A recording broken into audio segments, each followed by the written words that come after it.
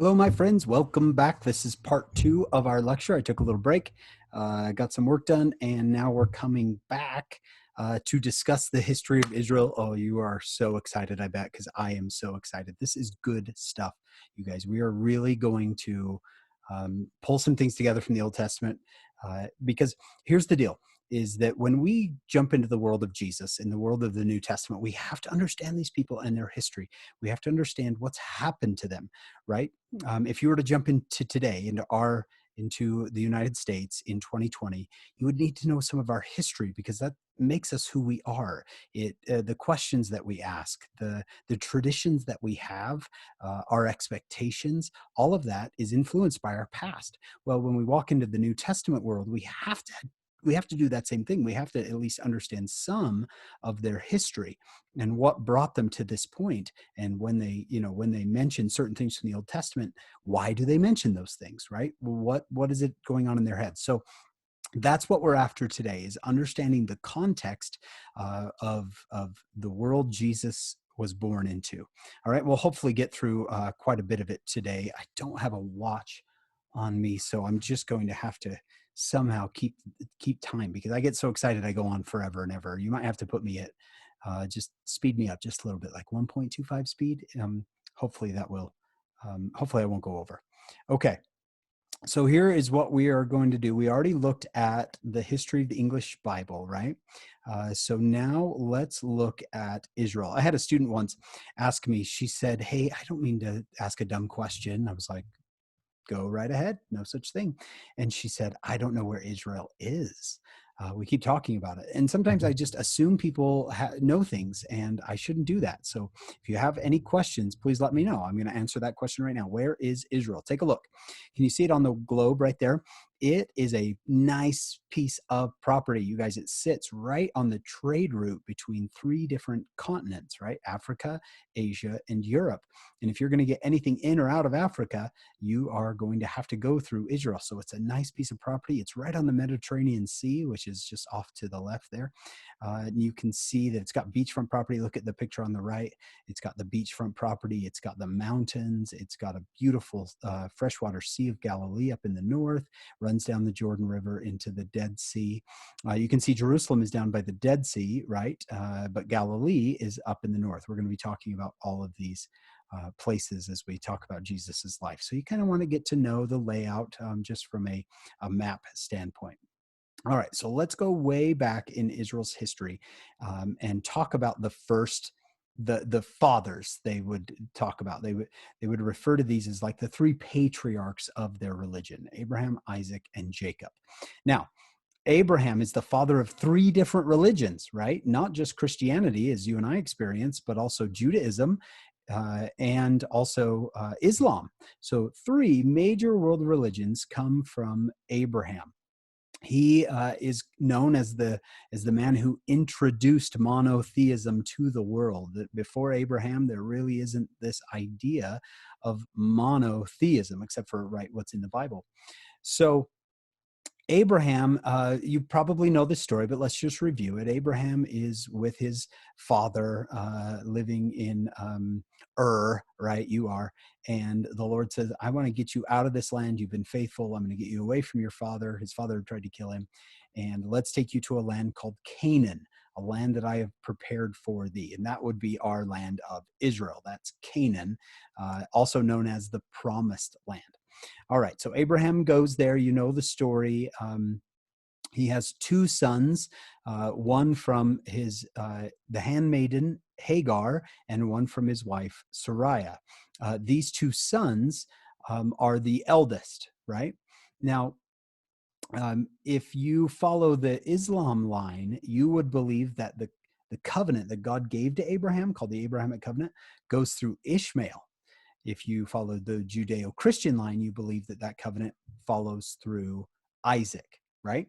So what was the Abrahamic promise, the Abrahamic covenant? Well, God just promised Abraham that if he would be faithful unto his commandments, right? Keep the commandments, which I will give you, I will bless you. And I call them the three P's because they're easy to remember. He would promise him posterity, which is what he wanted, right? Which is why Hagar even gave birth to Ishmael in the first place, is this idea of posterity. We'll talk about that as we move forward. When we talk about Mary and Joseph, or Elizabeth and Zacharias, the idea of being barren. Okay, so he's promised posterity. He's promised, that's the first P, posterity. That posterity will always have the priesthood, and the posterity will have promised lands or property, whichever one you want. My hair's all messed up. I look terrible. Who cares? It's like putting lipstick on a pig. So, what would I say? Oh, posterity, priesthood, and property are all going to be Abraham and his children if they'll keep the commandments. We call that the Abrahamic covenant. It has a lot of other blessings that involve it, but those are the three basic ones: property, priesthood, and posterity. All right. Now, you know the story of Abraham is commanded to kill his son Isaac. And he's like, well, how are you supposed to give me the promises, right, of posterity if I kill my son Isaac? But the Lord requires him to anyway, but he doesn't end up killing him. Isaac lives, good for him. And that's him in the middle, Isaac. That's when he marries, right, Isaac and Rebekah. And then Jacob is Isaac's son. And that's Jacob right there on the right-hand side. And he marries both Leah and Rachel, right? So the two sisters, Leah and Rachel. So you have Abraham, Isaac, and Jacob. We believe that covenant went from Abraham to his son Isaac to his son Jacob. But when Jacob got the covenant, the Lord changed his name to Israel. That's where we get the name from. Jacob's name became Israel. Abraham's name was Abram before he got the covenant. So why does God give people new names? You've probably experienced this if you've been through the temple, right? You received a new name. And some people are like, Brother Smith, was that my name in the premortal life? No, it wasn't. Don't be silly. It's a name they gave to everyone who went through the temple the same day as you. Why? It's a symbol. Sorry if I burst your bubble there. It's a symbol of what? It's a new life. You have a new name, right? It's like getting baptized. You take upon you the name of Christ. It's a symbol of a new covenant, kind of the idea of this: the slate is wiped clean and you are now known as this person, right? So we have Abraham, Isaac, and Jacob, who, as Jacob is known as, who again? Starts with an I. Did you get it? Israel. Jacob is known as Israel. Now, Israel, or Jacob, is going to have 4 wives, and he's going to have 12 sons, which we call the 12 tribes of Israel. You got that? The 12 sons of Jacob, or the 12 tribes of Israel, are the same thing. Can you name them before I put them up here? Can you name any of them? You could probably name Reuben, Simeon, Levi, Gad, Naphtali, Benjamin, Judah. Joseph, of course, is one. Who are we missing? Issachar, Zebulun. Did we say Zebulun yet? All right, here they are. Reuben, Simeon, Levi, Judah, Issachar, Zebulun, Gad, Asher, Joseph. He's pretty in his coat. Benjamin, Dan, and Naphtali. You got all? You don't have to memorize all 12, but it's good to know them.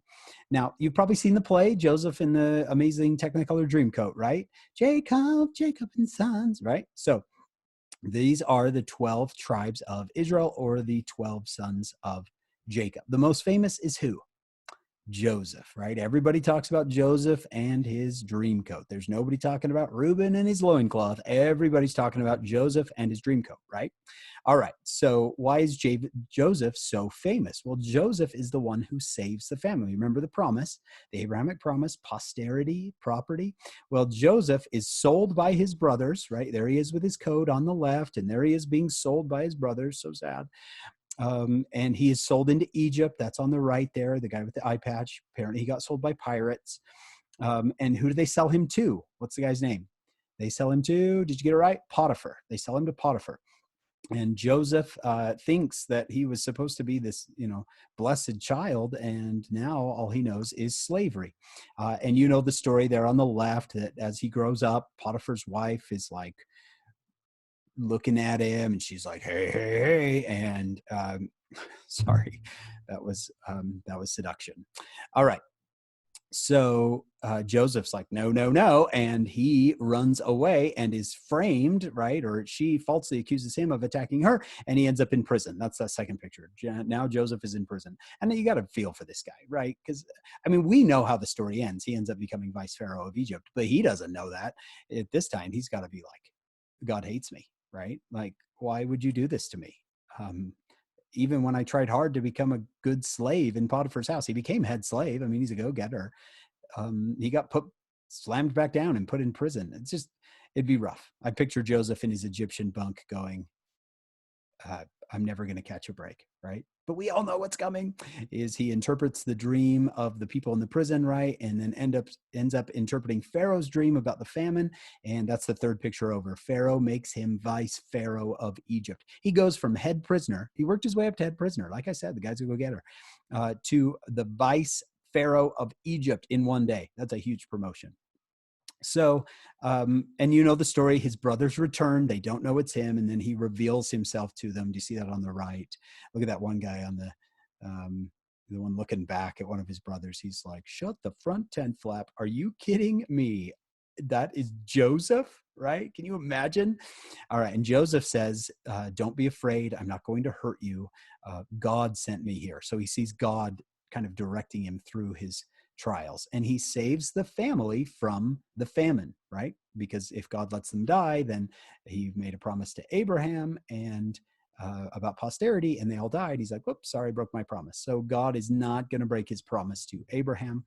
And so he saves the family, the entire family of Israel, through the one son of Joseph. Now, you probably know the story that Exodus chapter 1 opens. That's the end of Genesis. Joseph is the end of Genesis.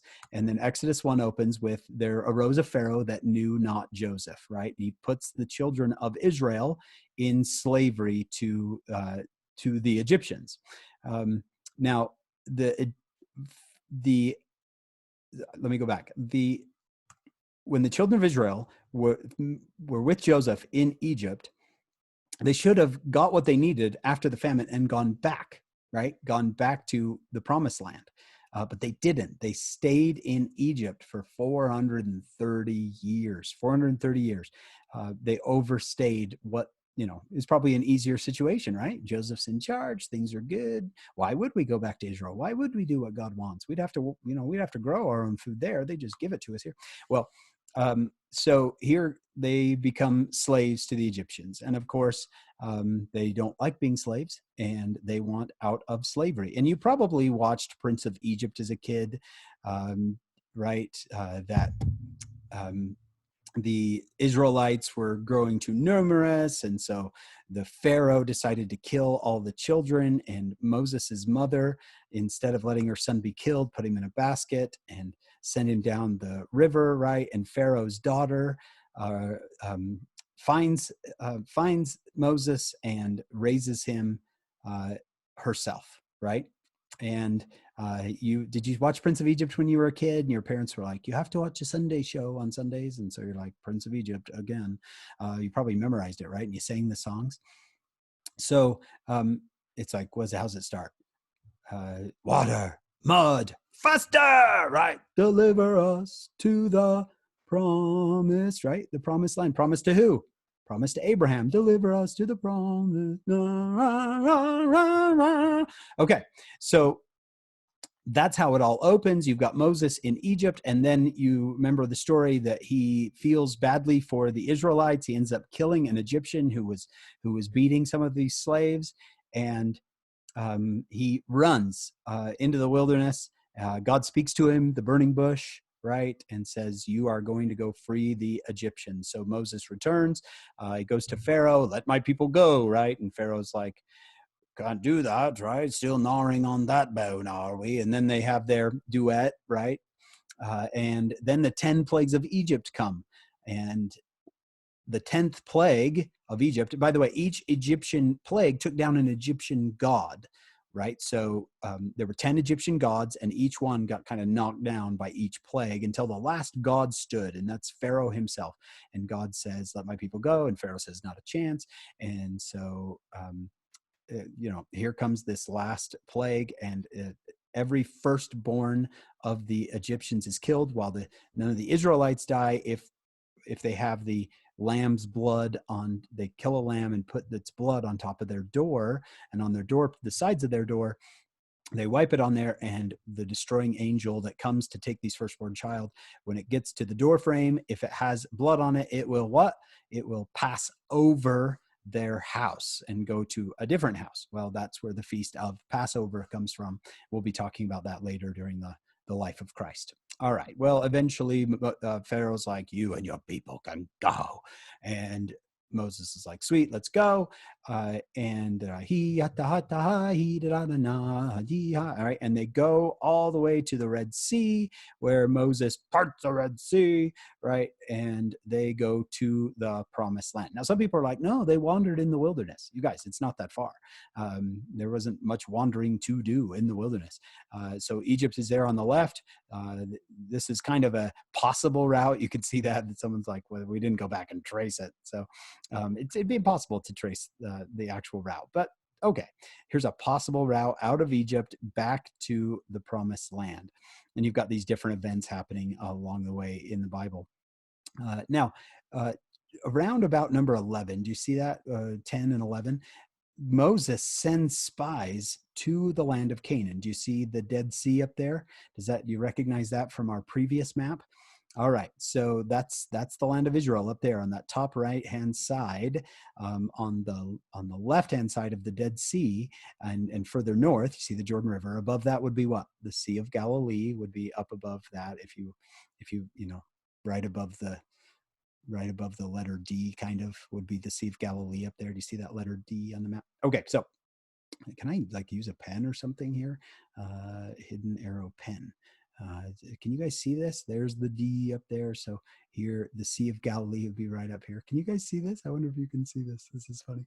Okay, so right around here is when Moses sends, between 10 and 11, is where Moses would send spies into the land of Israel, because they've been gone for 430 years. And he's like, go check it out. Go see what it's like up there. So they go up there, and he sends 12 spies, 12 from each of the 12 tribes, right? And you remember in Numbers chapter 11, they come back and they tell Moses, the land is amazing. The fruit that grows there is amazing. You can almost grow anything in Israel. It's just a perfect climate. It's kind of like San Diego type weather, just really nice. And he's like, great, let's go. And they're like, wait, 10 of the 12 say there's giants in the land. We can't do it. And 2 of the spies, do you know their names? Joshua and Caleb say, we can do this. These people are bread for us, right? And someone's like, yeah, man, they're toast. So who do they believe? Does Israel go with the 10 who say they can't do it because they're giants, or the 2, those who say we can do it because they're bread? They believe the 10, and they try to kill Joshua and Caleb. That's what we do to optimistic people these days. So then what happens? That's why they wander in the wilderness. I would be so funny if you guys can see this. That's why they wander in the wilderness, because they did not believe that they could take the land. And it says they wander in the wilderness for how long? 40 years. So much fun. Oh, I hope you're seeing this. If you're not, I'm be so disappointed. 40 years in the wilderness. 40 in the Bible, by the way, means many. All right, you with me? So 40 days and 40 nights is many days and many nights. And 40 years in the wilderness is many years in the wilderness. It could be 40, could also be 5, could also be, 80, whatever many is many. All right, so eventually Moses actually dies. Well, he doesn't die. God taps him out. He's like, hey, Moses, you're out. And who gets put in charge? The guy's name is Joshua, and Joshua is chosen to lead.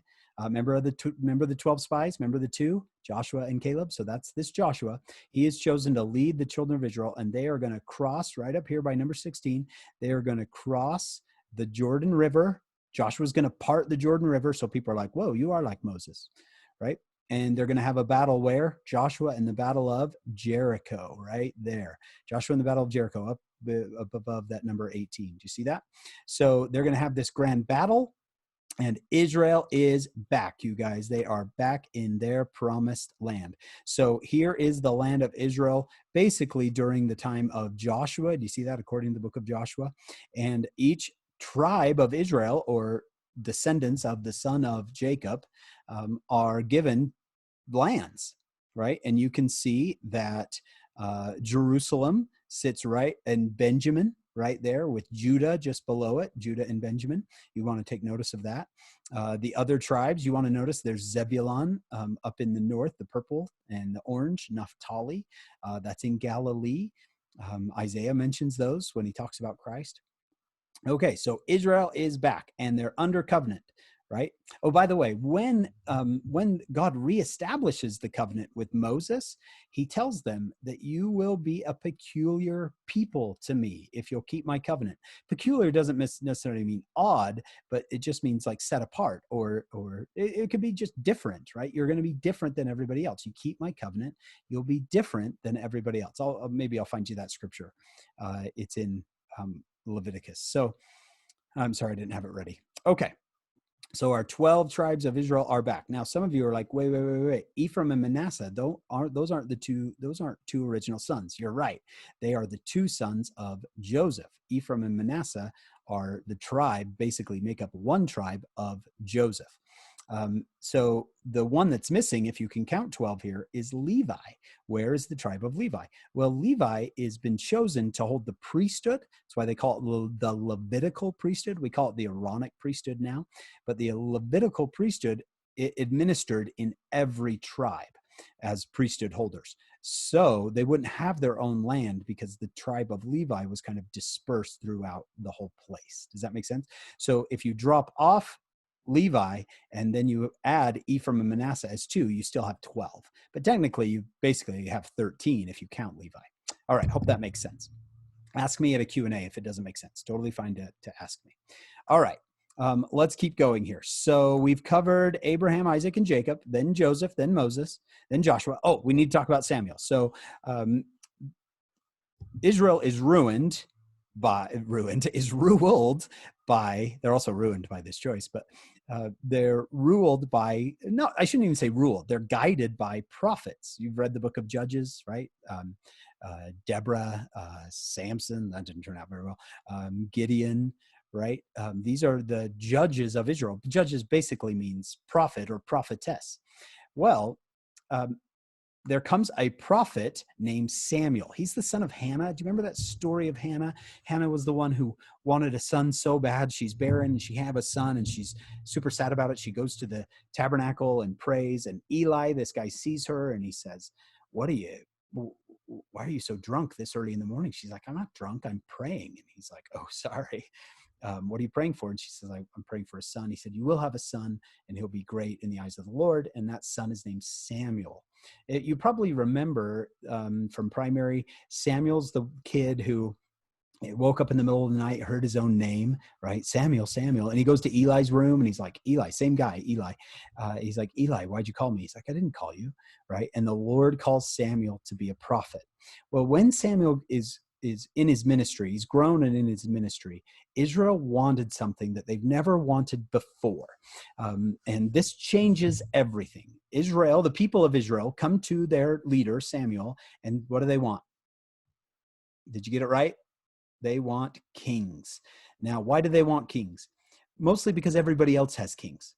And so we want kings too. Look at all the countries around us. They all have kings. We need to have a king. We're tired of being different. We're tired of being weird. We're tired of being peculiar. Remember that? We're tired of being the odd ones. We want a king. Samuel goes to the Lord and says they want a king. What's the Lord say? That's a terrible idea. How are you supposed to make a difference unless you're different, right? Tell them no. So Samuel says no. They said, ask again. So he asks again. And the Lord says, tell him I think it's a bad idea. And he tells them, and they're like, tell him we won't take no for an answer. So he asks a third time. And I'm paraphrasing here. And Samuel says, Lord, they won't take no for an answer. And so the Lord does what almost any good parent does, right? You know how I feel. Do what you want. Did your parents ever say that to you? You know how I feel about this. Do what you want. And what did you do? Did you do what you wanted? Did it work out? All right. So they choose a king. And the Lord even helps them. He's like, I will help you in this. And even Samuel says, I will help you in this, but it's not going to go well. Who is chosen as the first king of Israel? Starts with an S.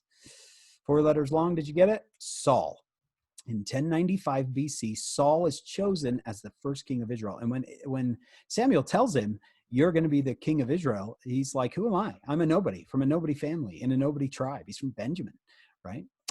And Samuel says, that's why you'll make a good king, because you believe you're a nobody from a nobody family and a nobody tribe.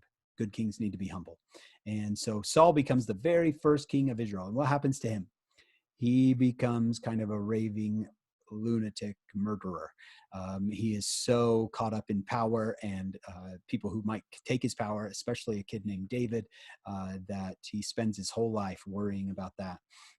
And eventually the Lord says, you can no longer be king. Now, what could we do? We could go back and do things the way the Lord wanted, right? Let's go back and do things the way the Lord wanted. No, let's just keep trying our way. How's that going to work? So they choose a new king. What's his name?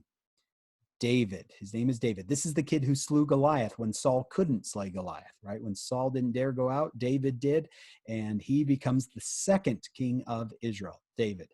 You guys, this is going to work out so well, right? Wrong. What happens to David? He becomes an adulterating murderer, right?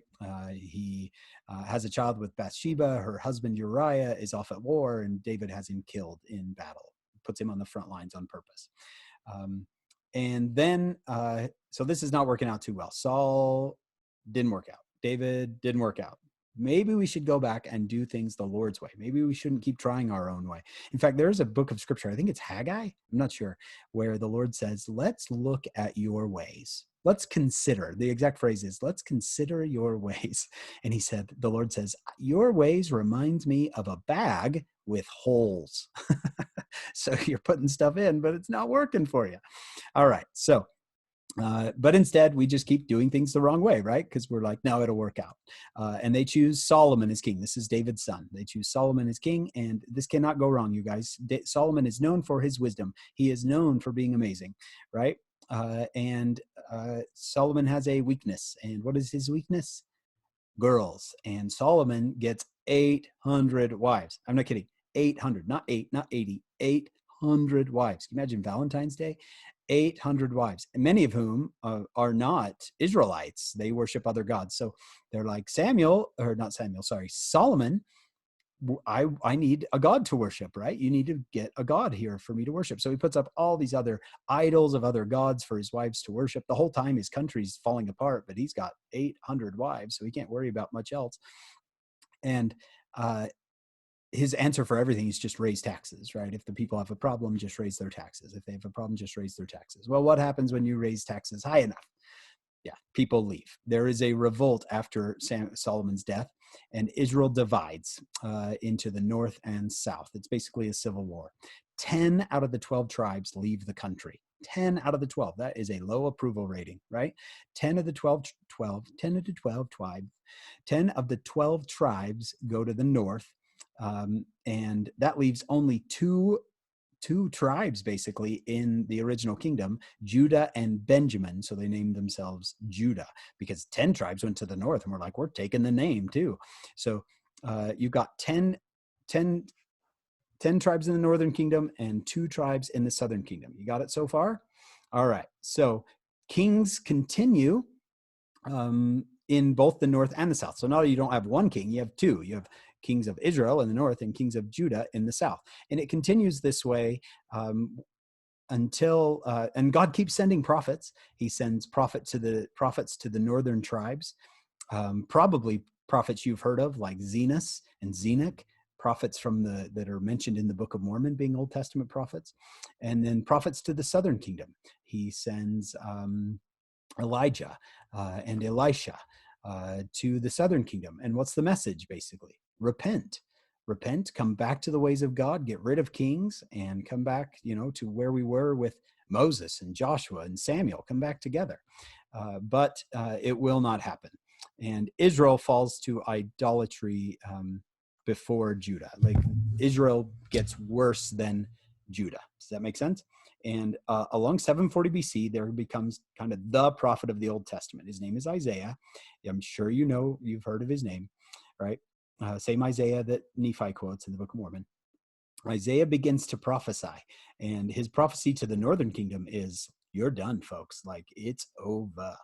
Uh, you, it will not be long until you are conquered by the superpower in the area is called Assyria. And Isaiah's like, you're going to be toast, man.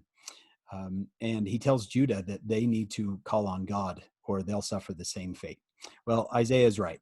The northern kingdom of Israel is destroyed by Assyria, but Judah was saved. How are they saved? All right, so Assyria goes through the northern kingdom like butter, right? Like butter, just whoosh, right through them. Now, this is odd, you guys, because how would Judah survive? They're a much smaller country. Look at that. 10 tribes versus 2, and Assyria had no problem at all with the northern kingdom, the 10 tribes. So what are they going to do to the southern kingdom, right? I mean, it'll be easier than it was with Israel. But they have a righteous king. Judah has a righteous king at the time. His name is Hezekiah. And he goes to his, who a lot of people think is his father-in-law. He goes to Isaiah and he says, what should I do? And Isaiah says, do not surrender to the Assyrians. Don't do it. Don't surrender to the Assyrians. Stay the course. You'll survive. Right? You guys, this is an incredible thing. This is like telling, let's say the LA Clippers, no, the LA Lakers are coming to play Provo High School. And if you lose, you die. All right. And Hezekiah is the head coach. And he goes to the principal of the school, Isaiah. And he's like, I think we should just not refuse to play them, surrender to them, and hopefully they'll leave some of us alive. And Isaiah says, don't do it. Don't surrender. Play. You will win. I got to show you. It reads like something out of the Bible dictionary. It reads like something out of the Bible dictionary. Keep your incantations, discard those. All right. So let's see. Here it is. Okay, look at this. Read this point right here. All Palestine now lay at the feet of the Assyrian.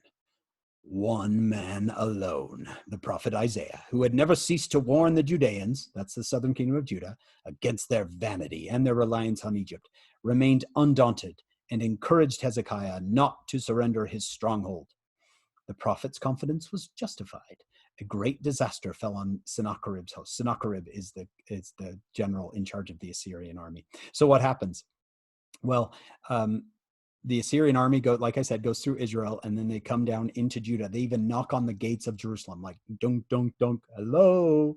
And, Hezekiah's got to be in there going, okay, when do we get saved, Isaiah, right? And Isaiah's like, shh, it will happen. That's my Isaiah impression. So that night, according to 2 Kings 19, you can see the reference there, an angel comes from heaven and kills 200,000 Assyrians in one night. That's crazy. Can you imagine getting that as like an angel job? I don't know how they hand out angel jobs, but I'm sure that maybe pieces of paper, right? And they're like, here you go. And one guy's like, I'm in the choir again. What'd you get? And he's like, I'm here, look, right? I got to go kill 200,000 Assyrians. All right. So the Assyrians leave. They're like, bye-bye. And they go back to Nineveh, which leaves, take a look. Look at the end under the pink highlights there. Sennacherib's host, and he was obliged to return to Nineveh, leaving Judah humbled indeed, but in some measure of possession of self-government. All right, so let's exit out of that and come back to let's come back to here. So we went through these, right? Isaiah begins to prophesy that northern kingdom is destroyed, but Judah is saved. Eventually, about 100 years later, Assyria falls to Babylon. This is a huge world event, by the way. The fall of Assyria is like the fall of the United States. It's been the superpower for hundreds of years, and to have it fall to Babylon is a major change in the world, right? Okay. Oh, by the way, between 721 and 606 BC, who would have been born in the southern kingdom of Judah? Between these two events right here, this one and this one, Right. Lehi. Lehi would have been born in Jerusalem. And that's as soon as Assyria falls to Babylon, that's about the same time Lehi's going around Jerusalem saying, you've got to repent, right? Or the great city Jerusalem is going to be destroyed. Now, do you see why they thought they couldn't be destroyed? Do you remember that? Do you remember Judah was saved by what? Do you remember? Judah was saved by the Lord and Hezekiah, right? And Isaiah. We're not going to be destroyed. The Lord wouldn't let that happen. But Lehi says it will happen. And in 587 BC, Judah is destroyed by Babylon. And Babylon, you guys, Assyria is ruthless. Babylon is 10 times Assyria. They are just awful to these people. It's not a nice takeover.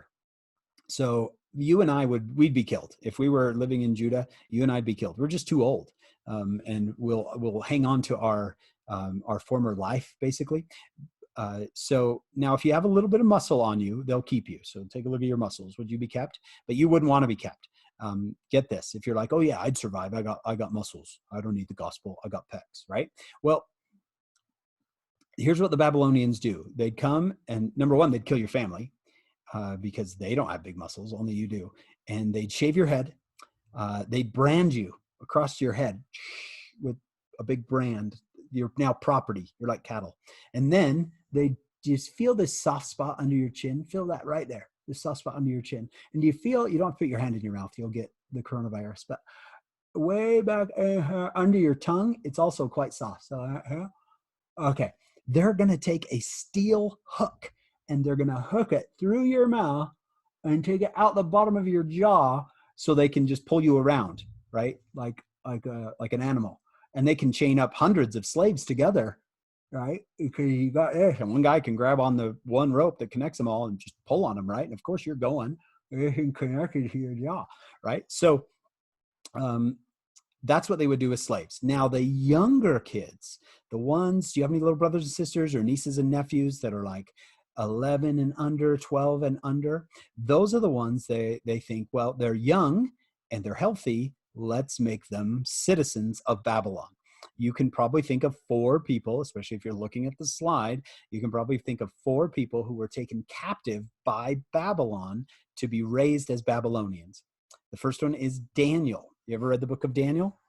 Now, Daniel, his name is changed when he gets to Babylon. When he gets to Babylon, he gets his name changed to Belteshazzar. All right.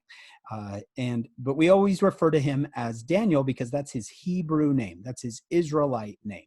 What's funny is he has 3 friends, Shadrach, Meshach, and Abednego, and that's not their Israelite names. Their Israelite names are, anybody know them? Hananiah, Mishael, and Azariah. But we like to call them Shadrach, Meshach, and Abednego, which are their Babylonian names, which is kind of funny. They'd probably be like, how come Daniel got to keep his name and you call us this? They were, come on, it works. Shadrach, Meshach, and Abednego. Those are cool names. Rakshak and Benny. I have a son who's 7. His name's Steele, and he calls them Shadrach, Meshach, and to bed we go. All right. Well, he used to. He doesn't anymore. All right. Now, this time period right here between 721 and 587 BC, we're going to refer to as the scattering of Israel. Now, some people might say, no, the scattering started way back when they chose their first king, 1095. And that you could make that case.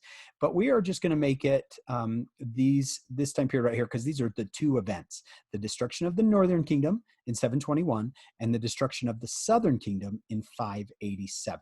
Does that help? All right. So what happens after that?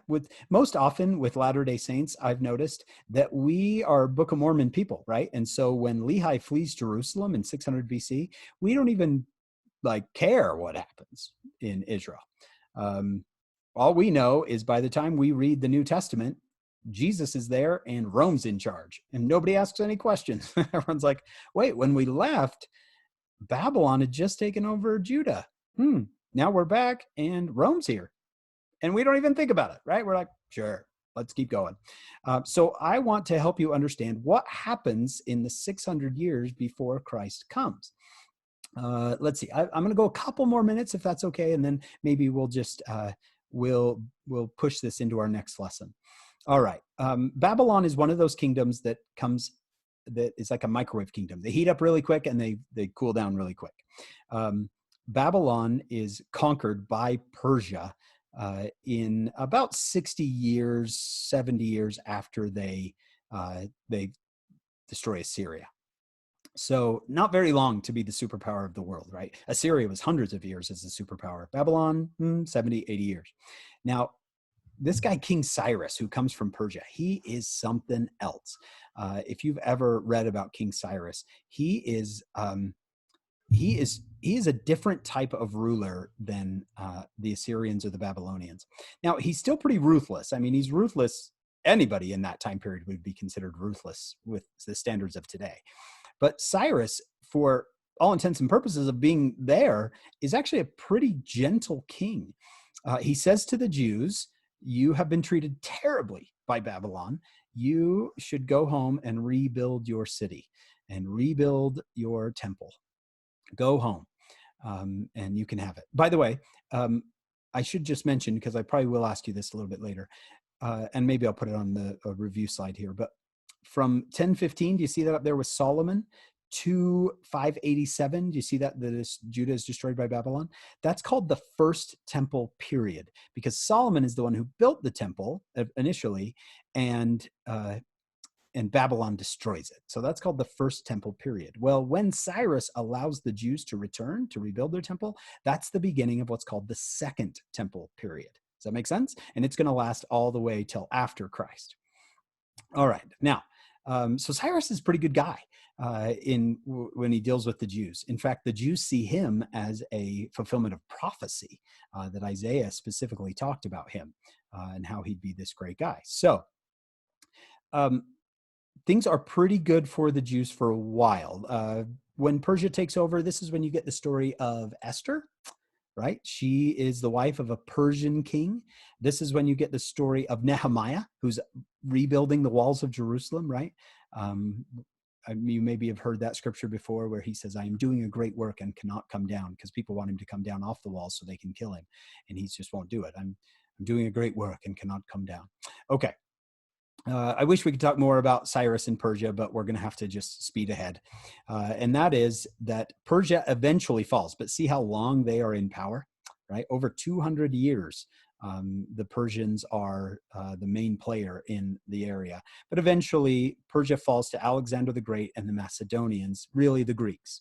Now, Alexander the Great is another one who is just a totally different type of guy, right?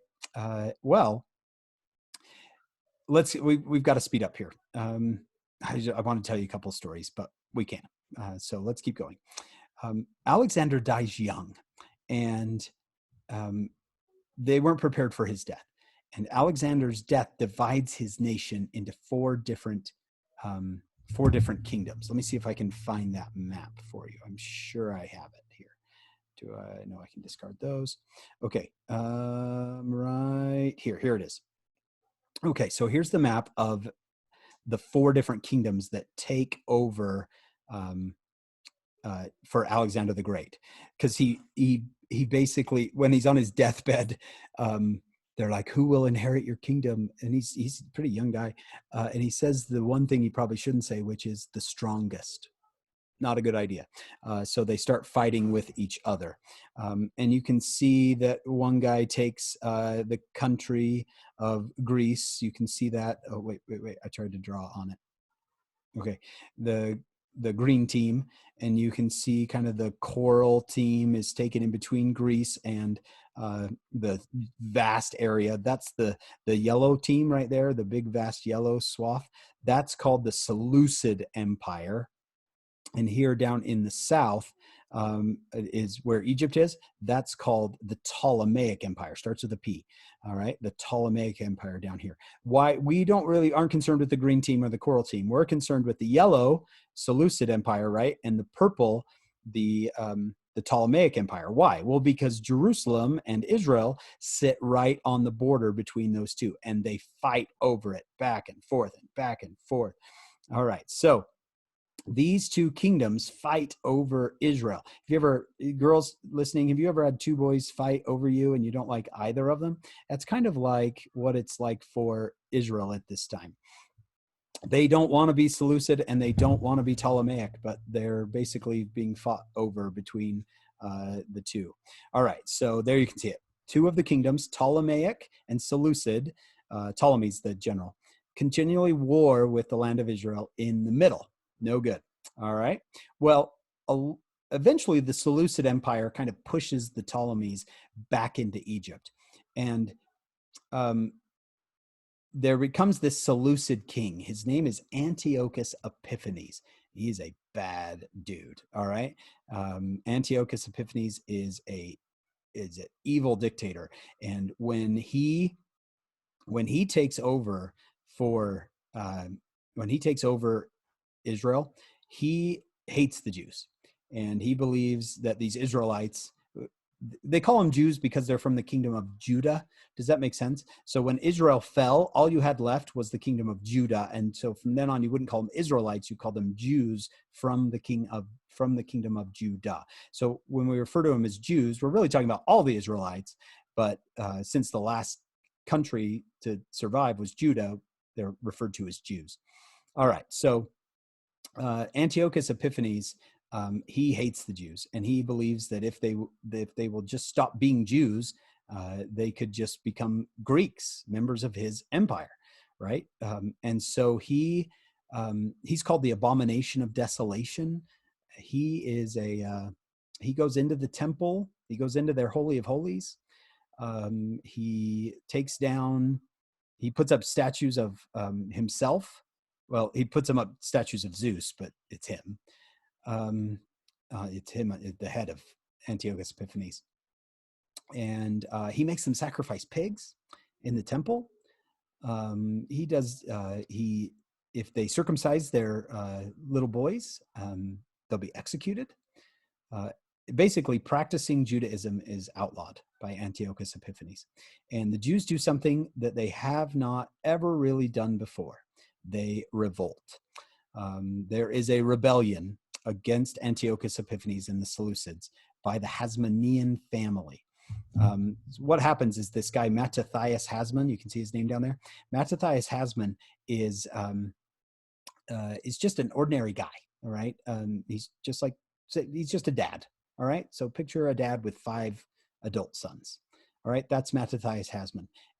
And he, in this little town off to the side of Jerusalem called, I forgot the name of it. I'll get it for you. He refuses to sacrifice a pig because that's against the law of Moses, which he believes in. And the guards tell him he's going to kill him if he doesn't do it. Well, another Jewish guy says, I'll do it instead.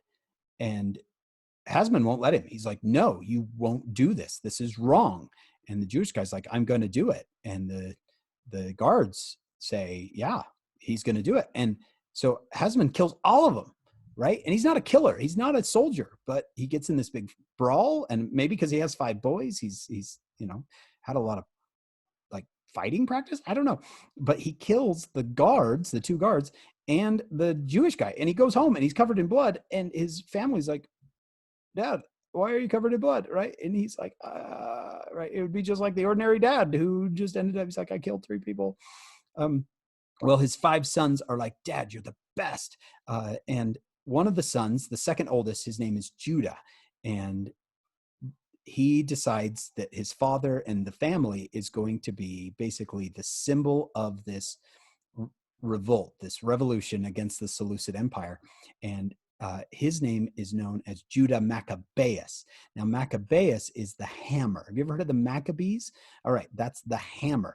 Judas the hammer. So some people call it the Maccabean revolt. Some people call it the Hasmonean revolt. Do you see why it could be called both? Hasmonean meaning the family of Mattathias Hasmon, or the Maccabean revolt because the guy who takes over the cause is Judah Maccabeus, Judah the hammer. All right. Now, here's the incredible thing. In 167 BC, this family, along with all the Jews who will fight, they win. You guys, they win. It's incredible. They beat the Seleucid Empire out of the land of Israel. And they have their own country again. How long has it been? 167 BC. When's the last time Israel was a country, right? When they had a united king, that was Solomon. That was 900 years ago, right? 800 years ago. How long ago was it was Judah destroyed, right? 587 BC. I mean, that's still 400 years ago. This is the last time they had their own country. In fact, they take back the temple from the Seleucids out in Jerusalem. They take back their temple and they rededicate it. And when they go in there to dedicate it, they want to light the lamps inside the temple, but they don't have any oil. And they finally find some. It's this tiny bit of oil. And they're like, well, we want it to burn, to dedicate it for a long time, but we'll just let it, even if it only lasts half a day, we'll do it. So they light the candles with what's left on the oil, and those candles ended up burning for 8 days, right? What they thought would last like a half a day ended up lasting 8 days. And it's a miracle. And every year the Jews celebrate that anniversary of the miracle of the temple and the Maccabees and the Hasmoneans taking back the temple with the feast of, or the holiday Hanukkah, or the Feast of Lights, right? Can you see why it's lights with the oil? So the celebration of Hanukkah is the celebration of the Maccabean revolt. Well, now that you've got your country back, what are you going to do, right? It's very much like the United States gaining independence from Great Britain. Like, what do you do at this point? In fact, John Adams and George Washington often talked about themselves as the Maccabees. We are like the Maccabees of old, right? They knew this story. So, well, there's some in the Jewish country, this new country. Of course, the Maccabees are going to be the king, right? So Judah dies, but his descendants are going to be the kings, and his brothers' descendants, they're going to be the kings of, and the royalty of Israel, because they were the Maccabean family, right? But what should we do with the country as a whole? Well, there's a group of people that want to go back to the law of Moses. We'll call them like a conservative group. Let's go back to the law of Moses. Let's go back to the way things were way back at the time of Joshua and Moses and Samuel. But there's another group of people they're more progressive, and they want to become more Greek. They're like, these old ways, those old-fashioned ways, that's what got us in trouble, right? We need to embrace the way of the Greeks, which is, all surrounding them because of Alexander the Great. They're surrounded by the Greek Empire, or what used to be the Greek Empire, now separate empires because Alexander died. All right, so you've got these two groups, and you see how they pull apart from each other. One wants to return back to the law of Moses. The other wants to embrace the way of the Greeks. And those two ways are pretty opposite. Have you ever lived in a country? Have you guys ever lived in a country in which there were two separate groups who both had completely different visions for the future of the country? What happens over time, right? They start to become more and more extreme in their views because the other one's becoming more extreme. So as they become more extreme, then we need to become more extreme, and it starts to pull apart. Well, this conservative group that wants to return to the law of Moses, they eventually become so extreme that when Christ comes 160 years later, they are the group known as the Pharisees. And they have taken religion and the law of Moses to an extreme. And on the other side, you have these people who want to become more Greek, and they become what's known as the Sadducees. And they take their beliefs to an extreme. So when Jesus comes, you've got these two groups, which are absolutely 100% extreme from where they were when they first started, right? When they first said, hey, let's go back to the law of Moses. No, let's be more Greek. They probably had some middle ground, right? But then through 160 years, it's just gone like this. All right. So can you see why when Jesus comes, there's these two groups, these leaders who are so extreme and so kind of blinded That's what's happened because of the fight they've been in against each other. As the Seleucids say, no, we need to be more Greek. The Pharisees, not the Seleucids, sorry. If the Sadducees are like, we need to be more Greek, then the Pharisees are like, no, we need to be more religious. We need to be more Greek. We need to be more religious. And pretty soon they're both crazy. All right. Well, it gets sad because just about 100 years after the revolt, they got their independence. There's these two cousins, Hyrcanus and Aristobulus. They're both Maccabees. They weren't around for the Maccabean revolt, obviously. That was 100 years ago. They're grandsons. So you've got Judah Maccabeus, and his son, who becomes king, is going to remember the sacrifices of his dad. And his son, who becomes king, is going to kind of remember the sacrifices of their grandparents, right? But once you get to these great grandsons, they've kind of forgotten about the whole idea of the revolution and why they did it in the first place. And they just want power. So Hyrcanus and Aristobulus both petition to a newer country, a newer kingdom that's rising, called Rome. And they say, will you help me defeat my cousin? And Rome gets news from both of them, and they side with Hyrcanus, and they help him defeat his cousin, Aristobulus. Well, of course, Hyrcanus is like, thank you so much. I love the help. And then Rome says, well, hang on a second. Since we're partners now, why don't we become even closer partners? Rome's a lot like a mother-in-law, like a really pushy mother-in-law that's like, yes, do you want my help? Sure. Oh, you can have my help. I'll come over and I'll move in and I'll redecorate and I'll change your whole way of life. So that's what Rome does. Rome basically walks into Jerusalem, and General Pompey, he walks into Jerusalem and takes it for Rome. Eventually, they say to the Maccabees, we don't even need you, right? In fact, why don't we get rid of you? We'll place our own king. And they place a guy named Herod the Great as king. He marries a Maccabean princess named Miriam. He marries her just to make it look like it's kind of a uniting of the Maccabees and the Romans, but he eventually has her killed. So Herod the Great becomes king, and he is king for a long time. Just towards the end of his life, what happens?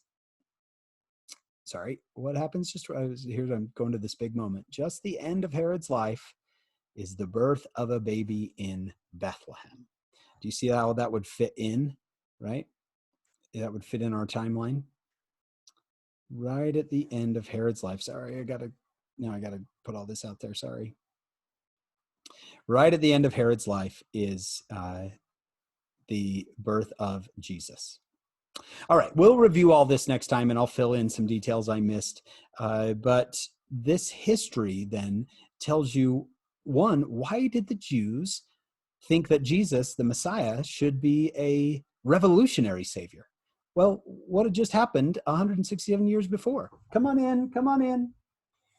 What had just happened 167 years before? They had fought and defeated, right, the Seleucids. So they wanted another one like that. Everyone, Elijah, come say hi to my class. Come here real quick.